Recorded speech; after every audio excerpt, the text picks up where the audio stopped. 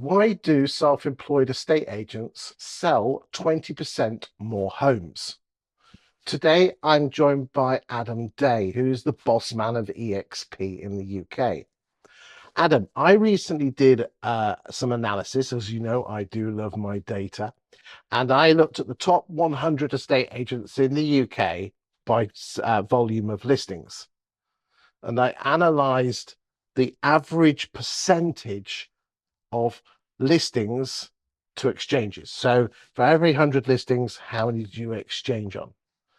In that top 100, I then removed the 5 self-employed estate agency models and analysed just their figures in terms of what percentage of listings that they shifted. And the gap was massive, to the point that a self-employed estate agent has a 20%, 20.1% actually, greater chance of moving home. Why such a huge difference? Talk to me.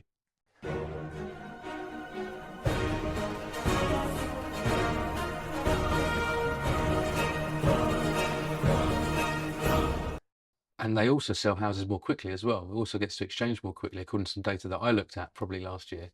But I mean, there's loads of reasons.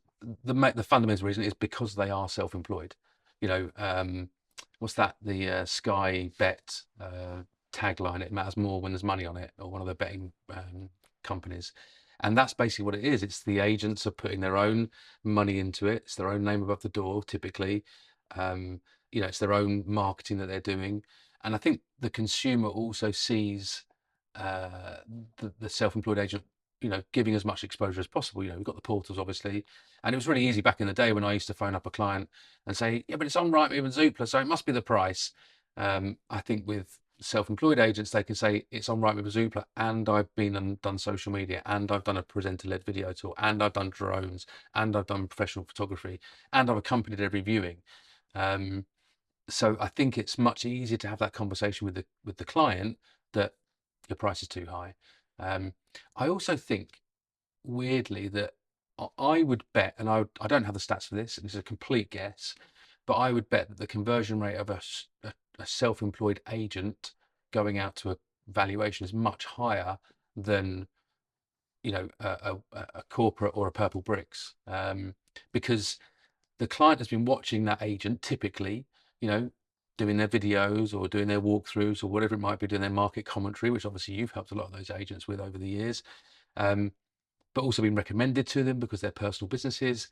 I think it was fascinating to me in 2006 when I started my business that my friends and family all rallied round and wanted to give me business. And I think the community does that as well. You know, it was my first instruction ever, maybe my second instruction ever was a guy on my street that he was walking one way and I was walking the other. Normally I'd have just said, hi Ross, how you doing? And I stopped him deliberately because I needed to have conversations. The more conversation you have in the early days, the better. And I knew Ross just to say hello to, but I stopped him and said, oh, I'm thinking of starting my own business. Funnily enough, I'm about to sell my house. I've had Norgans out, I've had country properties out. You know, let me know when you start and I'll have you out.